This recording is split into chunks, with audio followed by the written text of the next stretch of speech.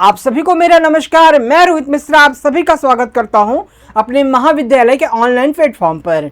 Students, आज हम आपको पढ़ाएंगे क्रॉप प्रोडक्शन टेक्नोलॉजी और इसके अंतर्गत जो हमारा टॉपिक है वो है ऑयल सीड क्रॉप्स। ठीक है, crop production of oil seed crop. तो दलहनी फसलों को भी तक पढ़ाया था।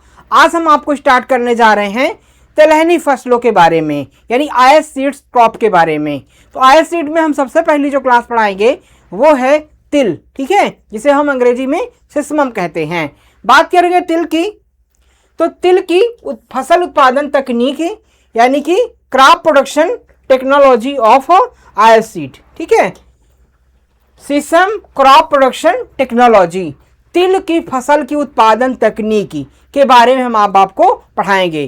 तो तिल जो है एक बहुत ही महत्वपूर्ण फसल है जो कि आर्थिक रूप से और धार्मिक रूप से दोनों ही इसका ऑयल्स में महत्वपूर्ण योगदान होता है। ठीक है, तो इसके बारे में हम कुछ इंपॉर्टेंट फैक्ट है जिसको हम जानेंगे।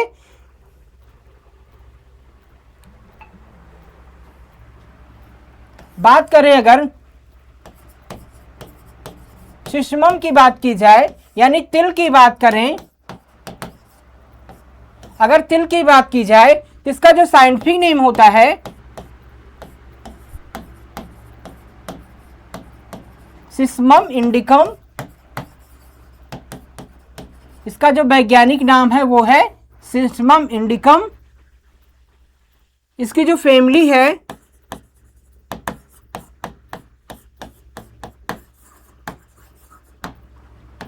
पेडालिएसी है। ठीक है, इसकी जो फैमिली है पेडालिएसी, इसका जो ओरिजिन है, ओरिजिन प्लेस है वो है अफ्रीका। इसका जो टेस्ट वेट है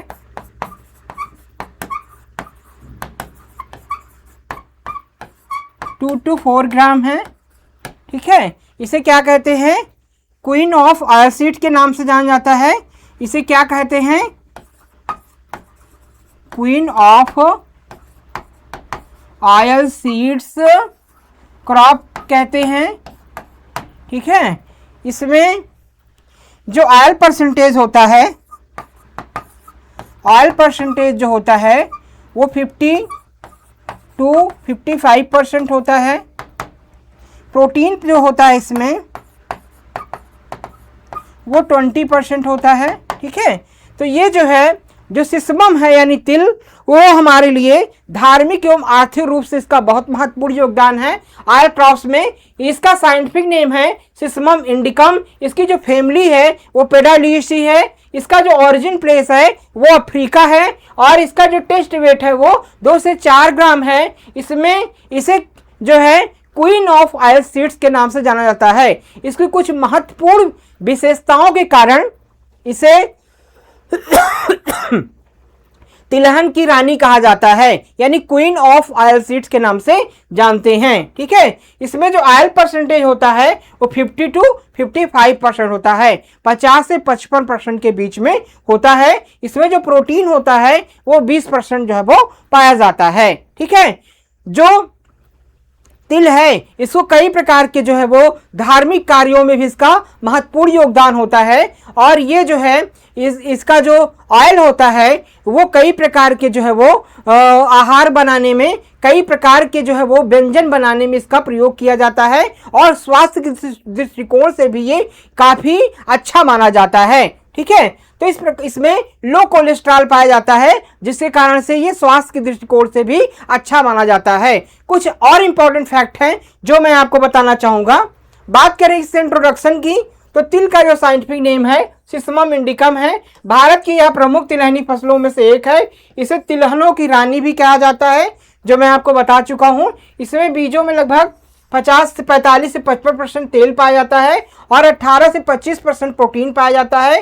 तिल का तेल जो है वो उच्च गुणवत्ता का होता है। इसमें सेसमोल और सिसमिन जैसे, ठीक है, इसमें क्या पाया जाता है? इसके आल में सेसमोल और सेसमिन जैसे प्राकृतिक एंटीऑक्सीडेंट पाए जाते हैं। ठीक है, तो सेसमोल और सेसमिन नामक इसमें प्राकृतिक एंटीऑक्सीडेंट जो होते हैं वो मौजूद होते हैं। जो तेल को लंबे समय तक सुरक्षित रखते हैं। तिल का उपयोग खाद्य तेल, मिठाइयाँ, बेकरी उत्पाद, औषधियाँ तथा सौंदर्य प्रसाधनों में किया जाता है। भारत में इसकी खेती खरीफ, रबी तथा ग्रीष्म तीनों मौसम में की जाती है। ठीक है, तो भारत में इसकी खेती रबी, खरीफ तीनों मौसम में की जाती है। ठीक है, इस प्रकार से ये बहुत ही एक महत्वपूर्ण फसल है। अगर बात करें छात्रों इसके क्लाइमेट कंडीशन की, तो ये जो है तिल की खेती के लिए गर्म एवं शुष्क जलवायु उपयुक्त होती है। कैसी जलवायु उपयुक्त होती है? गर्म एवं शुष्क जलवायु जो होती है इसी खेती के लिए उपयुक्त होती है। ठीक है, इसके लिए 25 से 35 डिग्री सेंटीग्रेड तापमान आदर्श माना जाता है। ठीक है, तो गर्म एवं शुष्क जलवायु जो है वो इसके लिए उपयुक्त होती है। और इसके लिए तापमान की बात करें तो 25 से 35 डिग्री सेंटीग्रेड तापमान इसकी वृद्धि एवं विकास के लिए वो अच्छा माना जाता है। ठीक है, अत्यधिक वर्षा तथा जल भराव से फसल को नुकसान होता है। ठीक है, तो अधिक अगर वर्षा हो जाती है या फिर वाटर लॉगिंग कंडीशन होती है तो उस कंडीशन में इसके लिए काफ़ी नुकसान होता है। इसलिए तिल को वहाँ उगाना चाहिए जहाँ पर अच्छे जल निकास की व्यवस्था है। हल्का ऊंचाई वाले क्षेत्रों में इसकी खेती जो है वो की जाती है, जहाँ पर बारिश का ज़्यादा प्रभाव ना पड़े और बरसात का पानी आसानी से निकल जाए, यानी कि एक अच्छा ड्रेनेज सिस्टम जो है वो होना चाहिए। ठीक है, अच्छे जल निकास वाली बलुई, दोमट या दोमन मिट्टी सबसे उपयुक्त रहती है। भूमि का पीएच 5.5 से 8.5 के बीच होना चाहिए। ठीक है, तो अच्छे जल निकास वाली जो बलुई दोमट मृदा है वो इसके लिए उपयुक्त होती है। और पीएच की बात करें तो पीएच 5.5 से 8.5 के 8.0 के बीच में होना चाहिए। ठीक है, यानी हल्की जो है वो अम्लीय या हल्की क्षारीय मृदा इसके लिए उपयुक्त होती है। ठीक है, बात करें इम्प्रूव्ड वैरायटीज की, तो उन्नत किस्मों की बात करें तो क्षेत्र एवं मौसम के अनुसार उन्नत किस्मों का चयन करना चाहिए। प्रमुख किस्मों में T13, T78, RT 46, गुजरात तिल 3, प्रगति शेखर, कृष्णा, श्वेता शामिल हैं। ये किस्में अधिक उत्पादन देने के साथ रोग एवं कीटों के प्रति जो है वो सहनशील होती हैं। तो ठीक है, तो ये सारी जो महत्वपूर्ण किस्में हैं, इम्प्रूव्ड वैरायटी हैं, इनको बुआई के लिए प्रयोग करना चाहिए, क्योंकि इसमें जो है कीट एवं रोगों के प्रति जो है वो प्रतिरोधकता होती है और विपरीत मौसम को यानी क्लाइमेटिक कंडीशन के प्रति भी ये अडॉप्टेबिलिटी इसमें होती है। तो इस प्रकार की किस्मों का चयन हमें करना चाहिए फसल की बुआई के लिए। खेत की तैयारी की बात करें तो खेत की तैयारी 2 से 3 गहरी जुताई पर मिट्टी को भुरभुरी बना लेना चाहिए। ठीक है, 2 से 3 जो है वो 2 से 3 गहरी जुताई करके मिट्टी को भुरभुरा कर लेना चाहिए, हल्का करना चाहिए। और अंतिम जुताई के समय पाटा लगा करके, ठीक है, लास्ट सोइंग के समय जो है वो हल्का पाटा लगा करके जो है वो खेत को वो जो है बुआई करना चाहिए। पहले जो है MVP प्लाऊ से गहरी जुताई करना चाहिए। ठीक है, गहरी जुताई करना चाहिए। उसके बाद फिर कल्टीवेटर से ढेले को छोटा कर लेना चाहिए। फिर 2 जुताई करने के बाद 1 जुताई लगा पाटा लगा देना चाहिए। उसके बाद फिर हमें बीजों को बोना चाहिए। ठीक है, यदि उपलब्ध हो तो 6 से 10 टन प्रति हेक्टेयर सड़ी हुई गोबर की खाद खेत में मिला दें। अच्छी तरह से तैयार खेत में बीज का अंकुरण समान रूप से होता है। ठीक है, कहने का है कि पहली गहरी जुताई करने के बाद जो है वो अगर उपलब्ध मात्रा में FYM उपलब्ध है, फॉर्म या मैनोर उपलब्ध है, यानी कि जो है कंपोस्ट या FYM अगर उपलब्ध है तो 8 से 10 टन जो है वो प्रति हेक्टेयर की दर से जो है वो खेत में मिला देना चाहिए, जिससे कि जो है पौधों को लिए आवश्यक पोषक तत्व तो उसमें मौजूद होते हैं और पौधों की वृद्धि एवं विकास अच्छी होती है, उत्पादन अच्छा प्राप्त होता है। ठीक है, अगर अच्छी प्रकार से खेत की तैयारी करते हैं तो फिर अंकुरण हमें अच्छा प्राप्त होता है। ठीक है, बुआई के समय की बात करें, टाइम ऑफ सोइंग की, तो खरीफ फसल जून के अंतिम सप्ताह से लेकर जुलाई के मध्य तक जो है वो खरीफ की फसल ले सकते हैं। अब बात करें रबी की फसल, सितंबर से अक्टूबर के बीच में हम रबी की फसल की बुआई कर सकते हैं। ग्रीष्मकालीन फसल जो है वो फरवरी से मार्च के बीच में इसकी बुआई की जाती है। इस प्रकार से तीनों महीनों में इसकी बुआई की जाती है, लेकिन ज़्यादातर इसको उत्तर प्रदेश में खरीफ के मौसम में लिया जाता है, यानी जून के अंतिम सप्ताह से जुलाई के मध्य में इसकी बुआई की जाती है। और सबसे इंपॉर्टेंट है कि जो रेन फेड एरियाज हैं, ठीक है, रेन फेड और ड्राई लैंड एग्रीकल्चर के लिए तिल जो है वो बहुत ही महत्वपूर्ण फसल होती है। यानी वर्षा आधारित जहां पर खेती होती है या शुष्क खेती होती है, वहां पर तिल जो है वो आसानी से ग्रो की जा सकती है और अच्छा उत्पादन लिया जा सकता है, क्योंकि इसे बहुत ज्यादा मात्रा में पानी सिंचाई की आवश्यकता नहीं होती है। अगर हल्का फुल्का बारिश हो जाती है तो इसका जो है वो उत्पादन अच्छा प्राप्त हो जाता है। ठीक है, समय पर बुआई करने से पौधों की वृद्धि अच्छी होती है तथा उत्पादन भी अधिक प्राप्त होता है।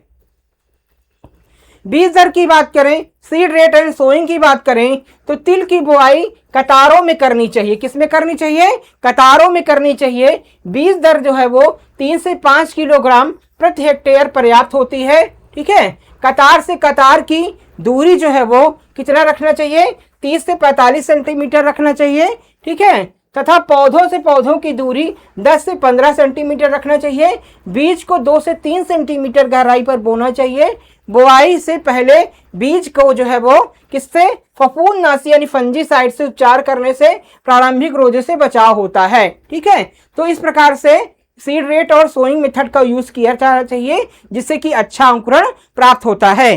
तो बुआई से पहले हमेशा बीजों को अच्छे से, जैसे कि कुछ फंजीसाइड्स हैं, कैसे कार्बेंडाजिम है, थायरम है, तो उसे 1 या 2 ग्राम मात्रा प्रति किलोग्राम बीज की दर से हमें उपचारित करके ही बीजों को बोना चाहिए। उपचारित करने से यह फायदा होता है कि जो कीट, जो तमाम प्रकार के सॉइल बॉर्न डिजीज है, ठीक है, सीड बॉर्न डिजीज है, उससे हम अपनी फसल को बचा सकते हैं। ठीक है, फर्टिलाइजर मैनेजमेंट की बात की जाए तो मिट्टी परीक्षण के आधार पर उर्वरकों का प्रयोग करना सर्वोत्तम रहता है। ठीक है, सामान्यतः प्रति हेक्टेयर 40 से 60 किलोग्राम नाइट्रोजन, 20 से 30 किलोग्राम फास्फोरस, 20 किलोग्राम पोटास की आवश्यकता होती है। पूरी फास्फोरस एवं पोटास तथा आधी नाइट्रोजन बुआई के समय दें। शेष नाइट्रोजन 30 से 35 दिन बाद जो है वो टॉप ड्रेसिंग के रूप में प्रयोग करना चाहिए। ठीक है, सल्फर का प्रयोग करने से तेल की मात्रा गुणवत्ता में वृद्धि होती है। ठीक है, अगर सल्फर का प्रयोग करते हैं हम तो तेल की गुणवत्ता और मात्रा में वृद्धि होती है, ये होता है। ठीक है, किस प्रकार से फर्टिलाइजर मैनेजमेंट इसमें करना चाहिए आवश्यकता अनुसार। इरिगेशन मैनेजमेंट की बात की जाए तो खरीफ में सामान्यतः वर्षा पर आधारित खेती की जाती है। तो खरीफ मौसम में लगभग जो है वो रेनफेड एग्रीकल्चर की जाती है, वर्षा आधारित खेती की जाती है। तो उस मौसम में क्योंकि बरसात होती है तो उसमें सिंचाई की बहुत ज़्यादा आवश्यकता नहीं पड़ती है। ठीक है, तो यदि वर्षा की कमी हो तो फूल आने तथा फलियां बनने की अवस्था में, ठीक है, कब आने में? फ्लावरिंग स्टेज और पॉड फॉर्मेशन स्टेज। ठीक है, फ्लावरिंग स्टेज और पॉड फिलिंग स्टेज में सिंचाई जो है वो आवश्यक होती है।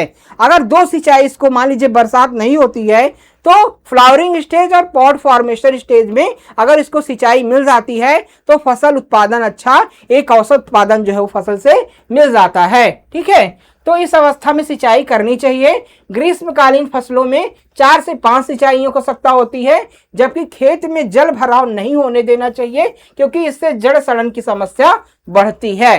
तो इसमें एक कॉन्सेप्ट है कि अगर बरसात नहीं होती है, ठीक है, ड्राई लैंड एरियाज में इसको हम उगा रहे हैं, तो उसमें 2 सिंचाइयाँ मुख्य रूप से आवश्यक है। एक तो जो है वो बुआई के समय उसमें नमी होनी चाहिए, उसके बाद जब फ्लावर्स आते हैं उस समय सिंचाई की आवश्यकता होती है, और पॉड फॉर्मेशन स्टेज में भी सिंचाई की आवश्यकता होती है। तो एक औसत उत्पादन हमें मिल सकता है। ठीक है, अगर सिंचाई की दशा है, इरिगेटेड एरियाज हैं, सिंचाई उपलब्ध है, तो बरसात अगर नहीं होती है तो लगभग 4 से 5 सिंचाई की आवश्यकता में इसमें पड़ती है। ठीक है, खरपतवार नियंत्रण की बात करें, वीड कंट्रोल की, तो बुआई के 20 से 25 दिन बाद पहली निराई गुड़ाई और 40 से 45 दिन बाद दूसरी निराई गुड़ाई करना चाहिए। खरपतवारों के नियंत्रण से पौधों को पर्याप्त पोषक तत्व, नमी, प्रकाश मिलता है, जिससे उपज में वृद्धि होती है। ठीक है, तो वीड कंट्रोल जो है इसमें खरपतवार नियंत्रण आवश्यक होता है। अगर खरपतवार सही से हम नियंत्रित नहीं करते हैं तो लगभग 25 से 30% जो फसल है वो जो है उत्पादन कम हो जाता है। तो खरपतवार नियंत्रण के लिए जो है वो हमें बुआई के बाद और अंकुरण के पहले पेंडामिथिलिन का जो है उपयोग करना चाहिए।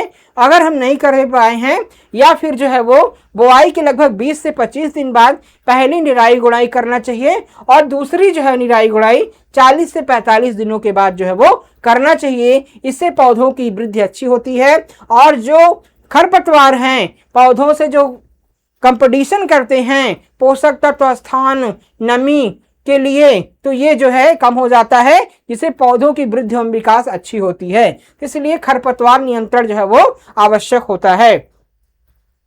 प्रमुख कीटों की बात की जाए तो प्रमुख कीट है उनका नियंत्रण की बात करें तो तिल में पत्ती लपेटक, फली छेदक, माहू, इनकी रोकथाम के लिए समय समय पर खेत का निरीक्षण करें। तो कई प्रकार के जो कीट हैं तिल में वो लगते हैं, जैसे कि आपके पत्ती लपेटक हो गए, लीफ रोलर है। लीफ रोलर के लक्षण क्या होते हैं देखेंगे तो पत्तियां बिल्कुल मुड़ी हुई दिखाई देंगी और जब उसको खोलेंगे तो उसमें उनके लार्वी दिखाई देते हैं।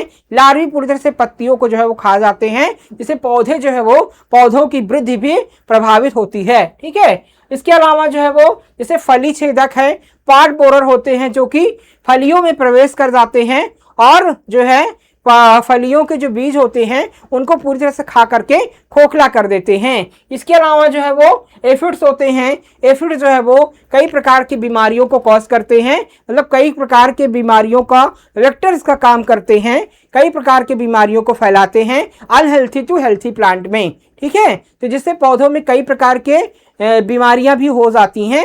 इस प्रकार से इनको नियंत्रित करने के लिए हमें येलो ट्रैप्स का प्रयोग करना चाहिए। इसके अलावा समय समय पर हमें एक्सपेक्शन करना चाहिए। अगर मान लीजिए कि कीटों का प्रकोप है तो आवश्यकता अनुसार इंसेक्टिसाइड का यूज करना चाहिए। ठीक है, तो इसके अलावा जैसे कि कई प्रकार के इंसेक्टिसाइड से इमिडाक्लोप्रिड है तो ये पॉट बोरर के लिए इसका उपयोग करना चाहिए, या फिर जो है लीफ रोलर के लिए बात की जाए तो जैसे कि कुछ इंसेक्टिसाइड जैसे नीम ऑयल बेस्ड इंसेक्टिसाइड का भी हम प्रयोग करके इन सारे कीटों को नियंत्रित कर सकते हैं। ठीक है, इसके अलावा जो है निरीक्षण आवश्यकता पड़ने पर कृषि विशेषज्ञ की सलाह ली जा सकती है और इन कीटनाशकों का प्रयोग करना चाहिए। खेत को बिल्कुल साफ सुथरा रखना चाहिए, किसी प्रकार के खरपतवार वगैरह उसमें नहीं होना चाहिए, जिससे कि इंसेक्ट पेस्ट से हम फसल को बचा सकते हैं। अब बात करें हम प्रमुख रोग की। ठीक है, प्रमुख रोग कौन कौन से होते हैं तो तिल में कुछ महत्वपूर्ण बीमारियां होती हैं जिसमें पाई जाती हैं, जैसे अल्टरनेरिया, पत्ती धब्बा रोग,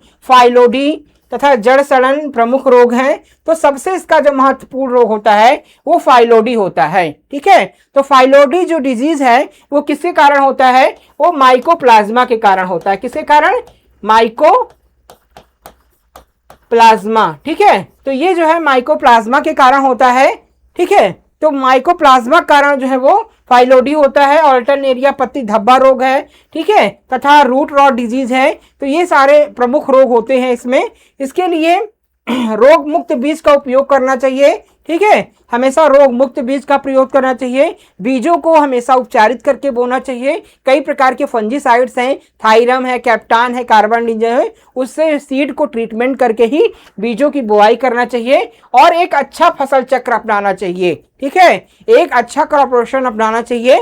अगर किसी खेत में बार बार ये समस्या आ रही जैसे कि रूट रॉट डिजीज, तो बार बार अगर समस्या आ रही जड़ सड़न की तो उसमें तिल ना लेकर के कोई अन्य फसल लेना चाहिए, जिससे कि उसका रोग चक्र जो है वो साइकिल जो डिजीज का है वो टूट जाए और फसल को हम बचा सकें। ठीक है, अगर संक्रमित पौधा है तो उसे तुरंत हटा देना चाहिए और उसे प्रभावी उपाय करना चाहिए। आवश्यकता पड़ने पर अनुशंसित जो फंजीसाइड्स है जैसे डाइएथेन 45 है, कार्बेंडाजिम है, उसका बविस्टीन है, इसका हमें जो है वो छिड़काव करना चाहिए। इस प्रकार से हम रोगों से फसल को बचा सकते हैं। अब बात करें हम कटाई एवं मड़ाई की, हार्वेस्टिंग एंड थ्रेसिंग की।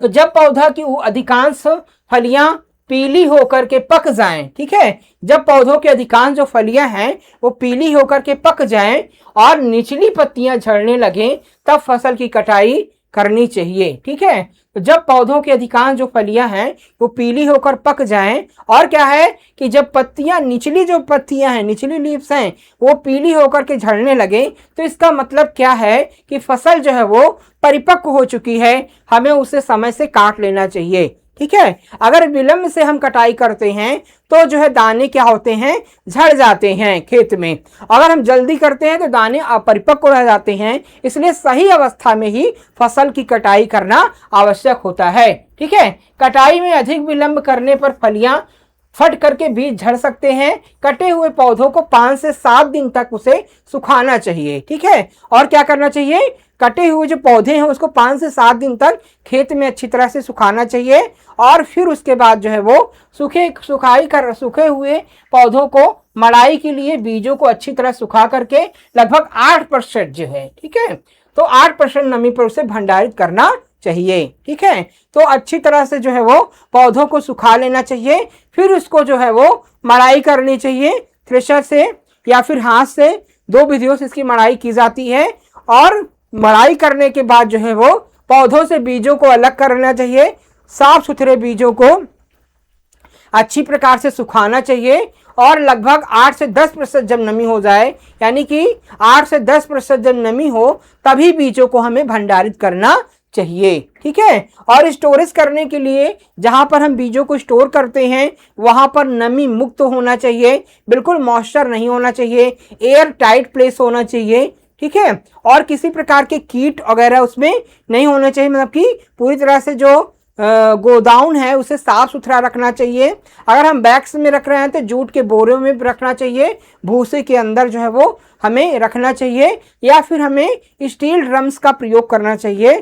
ठीक है, तो इस प्रकार से स्टील बिन का प्रयोग करके इसे हम अच्छी प्रकार से भंडारित कर सकते हैं। ठीक है, उपज की बात करें अगर, तो उन्नत उत्पादन तकनीक अपनाने पर वर्षा आधारित खेती में लगभग 8 से 12 कुंटल। ठीक है, अगर हम उन्नत कृषि उत्पादन तकनीक को अपना रहे हैं तो वर्षा आधारित यानी रेट फिन कंडीशन में कितना प्राप्त होता है, 18 से 12 कुंटल प्रति हेक्टेयर, तथा सिंचित परिस्थितियों में 12 से 15 कुंटल प्रति हेक्टेयर। ठीक है, तो वर्षा आधारित खेत में लगभग 8 से 12 कुंटल, और अगर जो है प्रॉपर सिंचाई की व्यवस्था है तो उस कंडीशन में 12 से 15 कुंटल प्रति हेक्टेयर की दर से उपज जो है वो प्राप्त की जा सकती है। अच्छी किस्म, संतुलित पोषण, समय पर खरपतवार नियंत्रण एवं रोग कीट प्रबंधन से उत्पादन और गुणवत्ता दोनों में वृद्धि होती है। ठीक है, अगर हम अच्छी किस्म का बुआई के लिए प्रयोग कर रहे हैं, संतुलित मात्रा में उर्वरक का प्रयोग कर रहे हैं, ठीक है, और जो है अच्छी प्रकार से सिंचाई की विधियों का प्रयोग कर रहे हैं, कटाई मड़ाई सभी विधियों को अच्छी प्रकार से हम प्रबंधन कर रहे हैं, तो हमें अच्छा मुनाफा तिल से प्राप्त हो सकता है। ठीक है, और तिल का जो बाजार मूल्य है वो भी काफ़ी अच्छा है, जिससे आर्थिक दृष्टिकोण से भी ये फसल जो है आसानी से किसानों को लाभ दे सकती है। ठीक है, तो इसमें लागत कम आती है लेकिन मुनाफा जो है वो काफ़ी अच्छा है। ठीक है, तो इसलिए तिल की खेती वर्षा आधारित क्षेत्र में जहाँ पर सिंचाई की व्यवस्था नहीं है वहाँ पर तिल उगाना एक बहुत ही अच्छा किसानों के पास जो है वो विकल्प होता है। ठीक है, तो आई होप आप बिल्कुल अच्छे से क्लास को समझ गए होंगे। आज की क्लास में स्टूडेंट बस इतना ही। नेक्स्ट क्लास में हम नए टॉपिक के साथ आपसे फिर मिलेंगे। आप सभी का बहुत बहुत धन्यवाद। जय हिंद।